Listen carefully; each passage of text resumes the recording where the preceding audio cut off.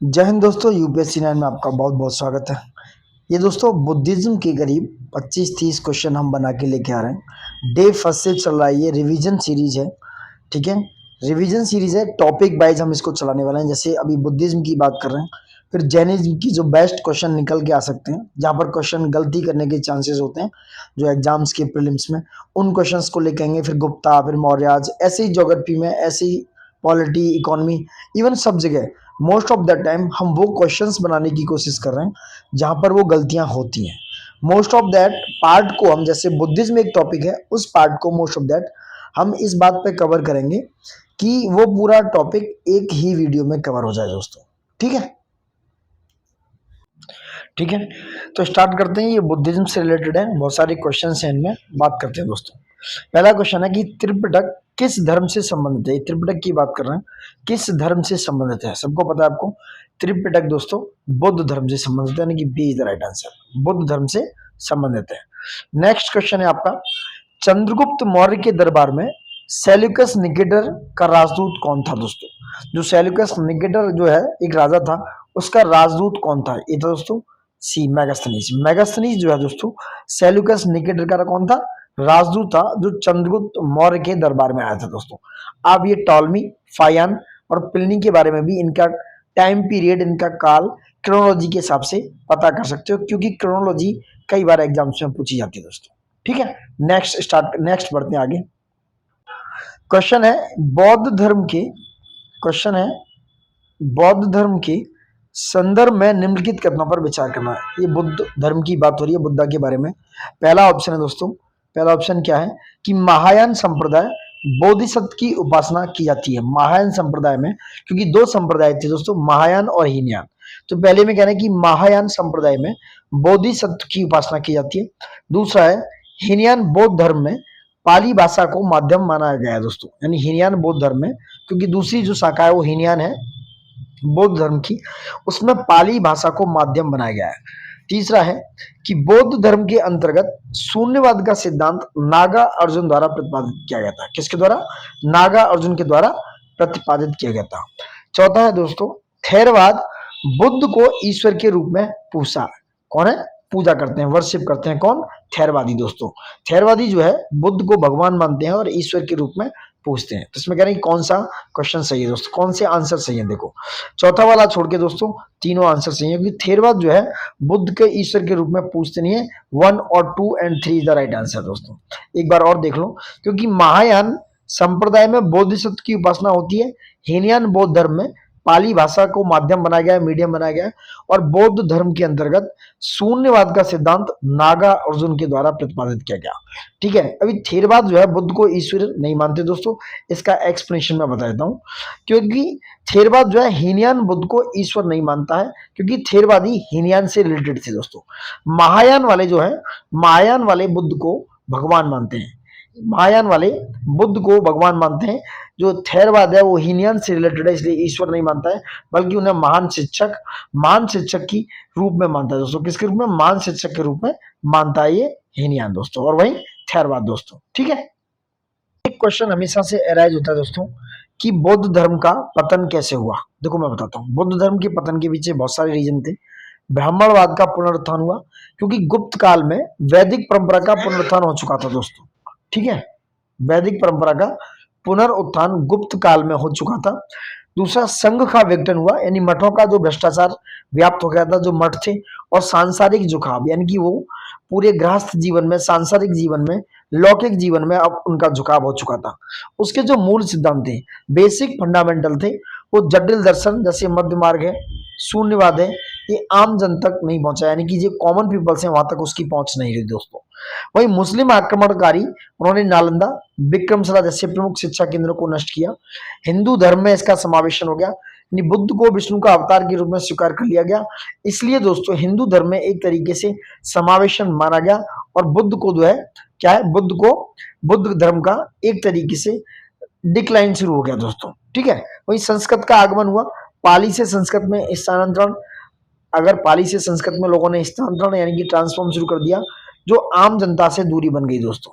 ठीक है, इसी तरीके से क्या हुआ, ब्राह्मणवादी रीति से मिलती जुलती कुछ पद्धतियों को अपनाया गया, इसलिए ये है बुद्धिज्म का डिक्लाइन होना शुरू हो गया था दोस्तों। नेक्स्ट क्वेश्चन है आपका, निम्नलिखित कथनों पर विचार कीजिए दोस्तों। निम्नलिखित कथनों पर विचार करना है, क्या है? धर्म चक्र, ये धर्म चक्र परिवर्तन है। धर्म चक्र परिवर्तन सूत्र में पंचवर्गीय भिक्षुओं को पहली बार उपदेश दिया गया दोस्तों। धर्म चक्र परिवर्तन का जो पंचवर्गीय भिक्षु, यानी कि जो 5 भिक्षु थे, जिसमें आनंद पाली, ये सबको जो है पहली बार उपदेश दिया गया कहां पर? सारनाथ में। ये सारनाथ में पहली बार उपदेश दिया बुद्ध ने दोस्तों। दूसरा, हीनयान में करुणा की अपेक्षा प्रज्ञा यानी कि ज्ञान पर अधिक बल दिया गया। जो करुणा है, कंपेशन है, उसकी अपेक्षा ज्ञान पर अधिक बल दिया गया। तीसरा है, महायान बौद्ध धर्म में बुद्ध को सर्वशक्तिमान यानी कि दिव्य सत्ता के रूप में पूजा जाता था दोस्तों। महायान जो थे, महायानी जो थे, वो बुद्ध को दोस्तों एज ए गॉड, भगवान के रूप में पूजने लगे दोस्तों। तीसरा, चौथा है, अवतारवाद और भक्ति मार्ग जो है बौद्ध धर्म की मूल अवधारणा थी दोस्तों। ये चौथा वाला गलत है दोस्तों। जो अवतारवाद है और जो भक्ति मार्ग है, वो मूल धर्म की, वो सॉरी बौद्ध धर्म की नहीं, ये किसकी? भक्ति मार्ग की, किसकी? ब्राह्मण धर्म की मूल अवधारणाएं थी। तो चौथा गलत हो गया, आंसर हो गया ए। 1 2 3 is the right answer. A is the right answer, क्योंकि धर्म चक्र प्रवर्तन पहला 5 वर्ग भिक्षुओं को दिया गया, वो दिया गया सारनाथ में। और हीनयान में करुणा की अपेक्षा प्रज्ञा ज्ञान पर अधिक बल दिया गया। और महायान दोस्तों बौद्ध धर्म में सर्वशक्तिमान दिव्य सत्ता के रूप में पूजा जाने लगा दोस्तों। ठीक है, नेक्स्ट पढ़ते हैं। देखो, यहाँ एक्सप्लेनेशन भी है कि पहला सत्य है, क्योंकि यह पहला उपदेश था सारनाथ में। हीनयान बौद्ध धर्म में आत्ममुक्ति और ज्ञान पर केंद्रित था। महायान में बुद्ध को ईश्वर तुल्य माना गया। वहीं अवतारवाद और भक्ति मार्ग वैदिक हिंदू दर्शन की अवधारणा थी, मूल बौद्ध धर्म की नहीं दोस्तों। किसकी? हिंदू दर्शन की ये अवधारणा थी, अवतारवाद यानी कि इनकारनेशन और भक्ति मार्ग दोस्तों। ठीक है, नेक्स्ट क्वेश्चन है, निम्नलिखित कथनों पर विचार कीजिए। बोधिसत्व की अवधारणा महायान बौद्ध धर्म में पाई गई दोस्तों। वहीं बोधिसत्व वह है जिसने बोधि प्राप्त कर ली होती है और निर्वाण में प्रवेश कर चुका होता है दोस्तों। कह रहे हैं इनमें से कौन सा सत्य दोस्तों? केवल एक सत्य दोस्तों, फर्स्ट वाला, कि बोधिसत्व की अवधारणा महायान बौद्ध धर्म में पाई जाती है दोस्तों। केवल एक सत्य है, बोधिसत्व वह होता है जिसने बोधि प्राप्त करने का संकल्प लिया है, जिसने संकल्प लिया है, लेकिन दूसरों के कल्याण के लिए, दूसरों के वेलफेयर के लिए क्या है? काम करता है दोस्तों। दूसरों के वेलफेयर के लिए निर्वाण स्थान प्राप्त करता है। क्या करता है? निर्वाण प्राप्त करता है। दूसरों के किसके लिए? निर्वाण स्थगित के लिए दोस्तों। दूसरों के कल्याण के लिए निर्वाण स्थगित कर देता है, क्योंकि दूसरों के अच्छे के लिए, वेलफेयर के लिए वो अपने निर्माण को स्थगित यानी कि आगे के लिए पोस्टपोन कर देता है। तो ये बोधि प्राप्त कर ली जाती है, ये बोधिसत्व का प्रारब्धार्थ नहीं है दोस्तों। नेक्स्ट बात करते हैं क्वेश्चन नंबर 2। कौन सा युग समकालीन बौद्ध धर्म के वैचारिक प्रसार और महायान शाखा के विकास के लिए जाना जाता है दोस्तों? कौन सा है? यह कुषाण काल। कौन सा है? कुषाण काल। इसके राजा थे कनिष्क, जो कि कुंडलवन कश्मीर में था। ये कनिष्क जो राजा थे कुषाण काल में। तो ये समय काल बौद्ध धर्म के वैचारिक प्रसार और महायान शाखा के विकास के लिए जाना जाता है। कुषाण काल दोस्तों, कुषाण सम्राट कनिष्क के समय महायान का उदय हुआ और गांधार मथुरा शैली का विकास भी इसी काल में हुआ था दोस्तों। नेक्स्ट बात करते हैं क्वेश्चन नंबर 3। निम्नलिखित में से कौन सा सुसंगत नहीं है, यानी कौन सा असंगत है? विनय पिटक की बात करें, विनय पिटक अनुशासन से रिलेटेड बौद्ध धर्म की क्या है? एक किताब है विनय पिटक। सुत्त पिटक में उपदेश की बात की गई है। अभिधम पिटक में दर्शन की बात की गई है। ललित विस्तार हीनयान ग्रंथ है क्या?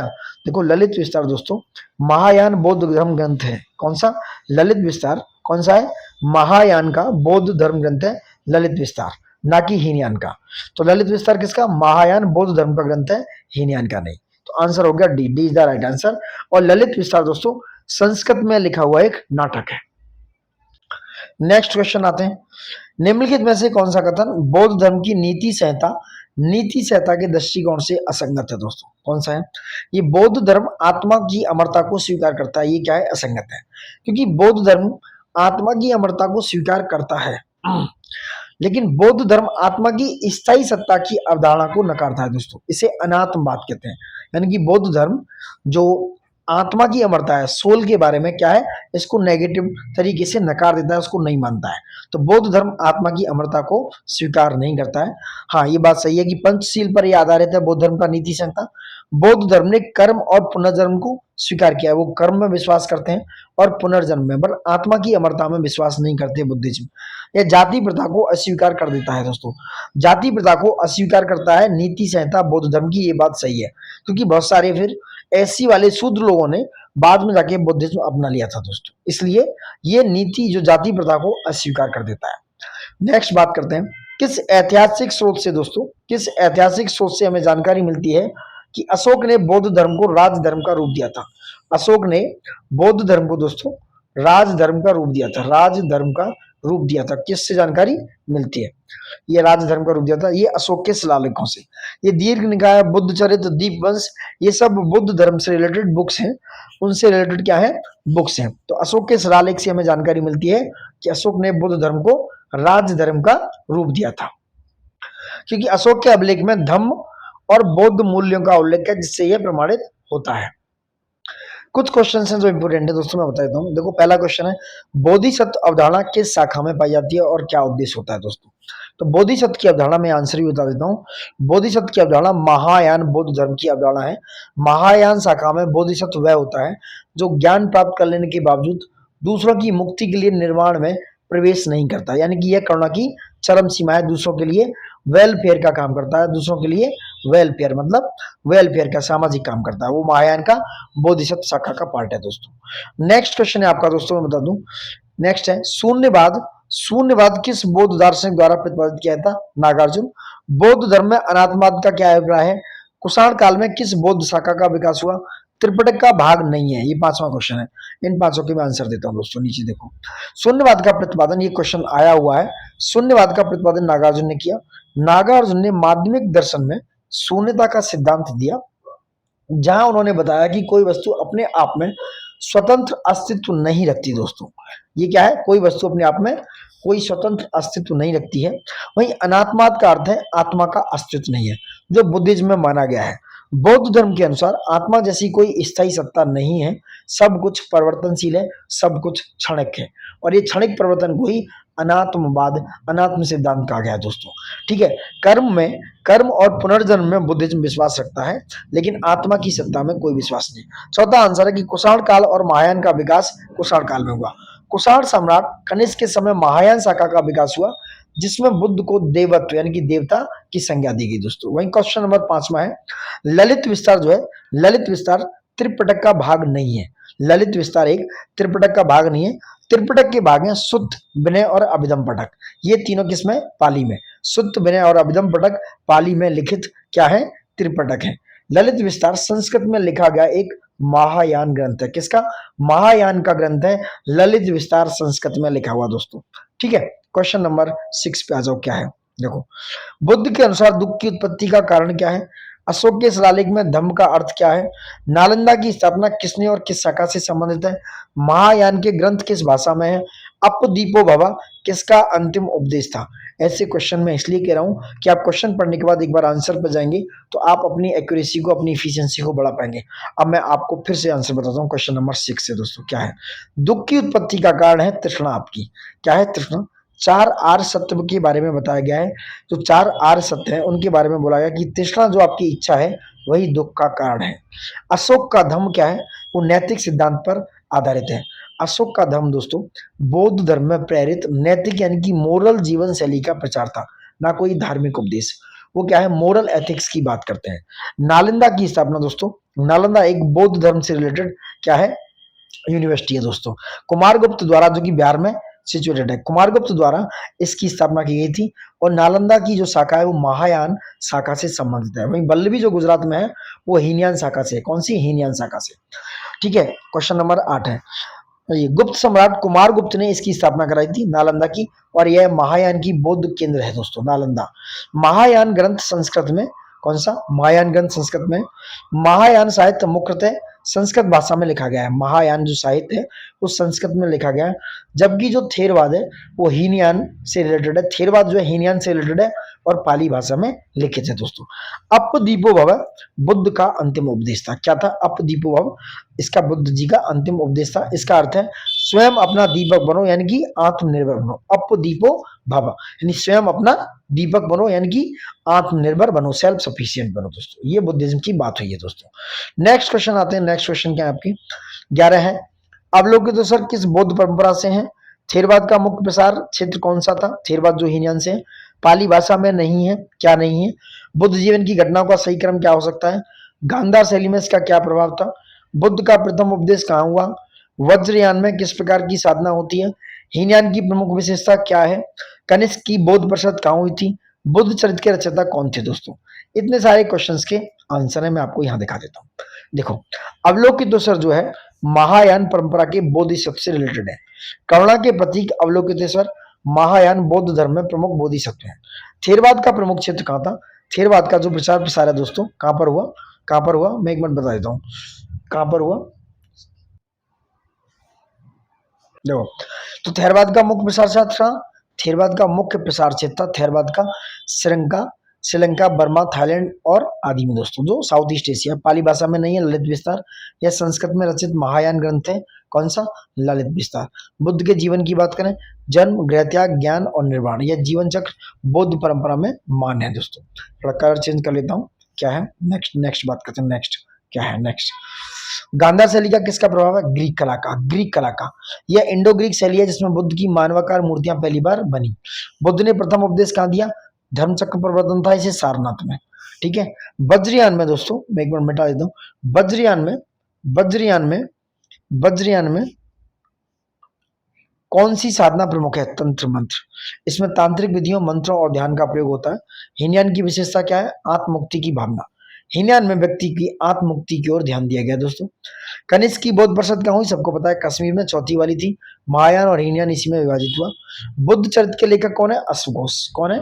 बुद्ध चरित्र के लेखक है आपके अश्वघोष, या बुद्ध के जीवन पर आधारित काव्य है। प्रथम बौद्ध परिषद कहाँ हुई? किसके संरक्षण में? अजातशत्रु। कहाँ पर? कहाँ पर हुई?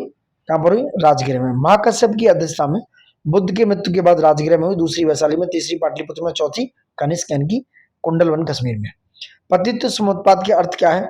कारण और परिणाम, कारण और परिणाम का चक्र होता है प्रतित्व समुत्पाद दोस्तों।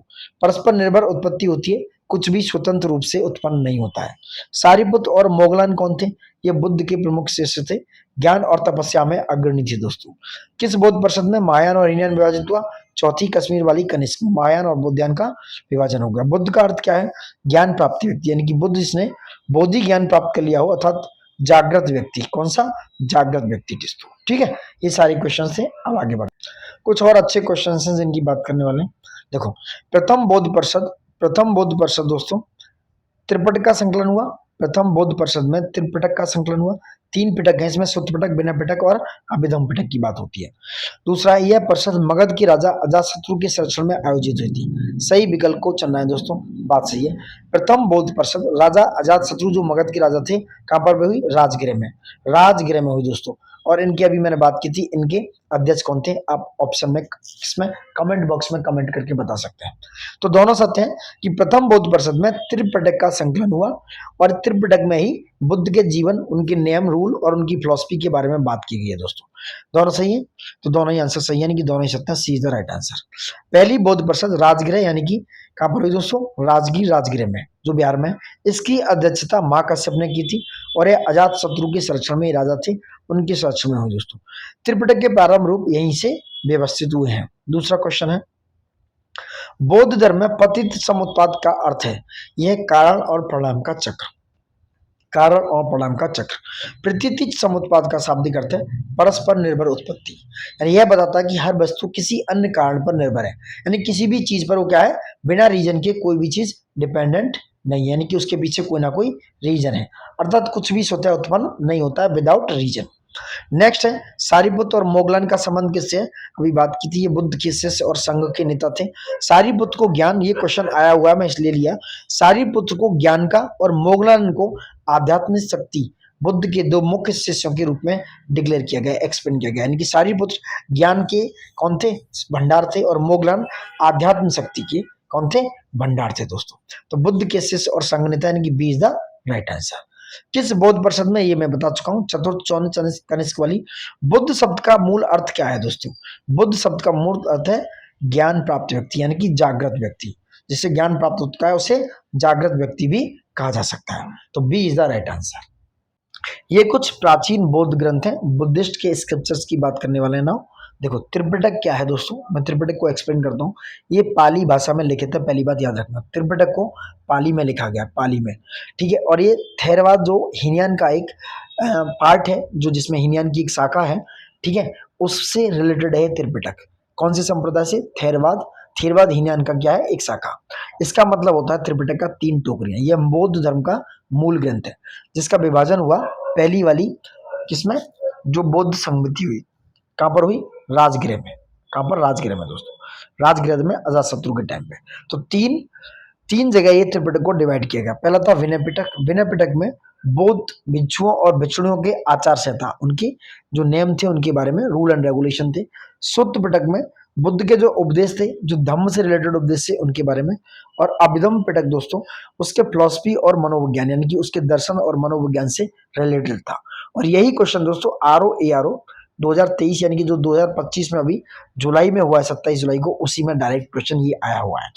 ठीक है, अब बात करते हैं दूसरा जो स्क्रिप्चर है, ललित विस्तार सूत्र। ललित विस्तार सूत्र क्या है, इसकी भाषा क्या है, सारी बात बताते हैं। ललित विस्तार सूत्र दोस्तों संस्कृत में लिखा गया, संस्कृत में लिखा गया। इसकी भाषा क्या है? संस्कृत। ललित विस्तार सूत्र की। और ये बौद्ध धर्म की महायान शाखा से रिलेटेड है। किससे? महायान से। भगवान बुद्ध के जीवन का सुंदर वर्णन है इसमें, विशेषकर उनके पूर्व जन्मों की बात की गई है ललित विस्तार सूत्र में। कुछ है तीसरा जातक कथाएं। जातक कथाएं पाली भाषा में है दोस्तों, त्रिपिटक का ही भाग है ये जातक कथाएं। बुद्ध के पूर्व जन्म की रिकार्नेशन की बात है, जो कर्म और पूर्व जन्म में बुद्ध विश्वास भी करते हैं। तो बुद्ध के पूर्व जन्म की बात है इसमें, किसमें? जातक कथाओं में, यानी कि नैतिक शिक्षाओं के लिए उपयोगी है दोस्तों। बात करते हैं चौथा एंड लास्ट, महावंश और दीपवंश। ये क्या है? महाकाव्य है दोस्तों, ये बुद्ध धर्म के, ये पाली भाषा में लिखित है और ये श्रीलंका में, श्रीलंका से रिलेटेड इनका स्थान। महावंश और दीपवंश का क्या है? श्रीलंका। जो श्रीलंका में ये पाए गए थे दोस्तों, वहीं पर थे, क्योंकि अशोका के समय ये श्रीलंका से लेके आ गया था, उनको लेके आया गया था। तो इनमें है क्या? बौद्ध धर्म का श्रीलंका में इतिहास क्या रहा है, श्रीलंका में कैसे फैला, और अशोक का वर्णन है। अशोक के वर्णन के बारे में बात की गई है इन सब में दोस्तों, महावंश और दीपवंश में। बौद्ध धर्म में श्रीलंका में इतिहास और अशोक का वर्णन। अगर क्वेश्चन आ जाता कि श्रीलंका का इतिहास और अशोक का वर्णन किस में है, तो ये महावंश और दीपवंश में लिखित है दोस्तों। तो ये बहुत सारे क्वेश्चंस थे दोस्तों जो बनाने की हमने कोशिश की है। मोस्ट ऑफ दैट बुद्धिज्म से रिलेटेड ज़्यादातर क्वेश्चनों को कवर कर लिया गया है। ये सारे क्वेश्चन उतने ही इंपॉर्टेंट हैं जो आपके एग्जाम्स में आने लायक है। यहाँ से क्वेश्चन आएगा, आप सारी चीज़ों को बार बार बारीकी से देखिए, प्रैक्टिस करिए, क्वेश्चन यहाँ से बाहर नहीं जाएगा दोस्तों। कोशिश हमने यही किया डिटेल में बनाने की। अगर इससे बाहर आता है कुछ तो एक अलग बात है, वैसे आएगा नहीं। 99% यहाँ से सारी चीज़ों को कवर किया हुआ है। तो बुद्धिज्म ऑलमोस्ट कवर हो गया है। वैसे ही हम जैनिज्म से लेके हिस्ट्री, पॉलिटी, ज्योग्राफी यानी कि जितने भी सब्जेक्ट हैं उनको टॉपिक वाइज कुछ क्वेश्चन आंसर फॉर्मेट में बनाने की पूरी कोशिश करेंगे, जहां ज्यादातर चीजों को कवर किया जाएगा दोस्तों। सबसे रिक्वेस्ट है लाइक शेयर सब्सक्राइब कीजिएगा। और जय हिंद दोस्तों, देखने के लिए बहुत बहुत धन्यवाद एंड जय हिंद।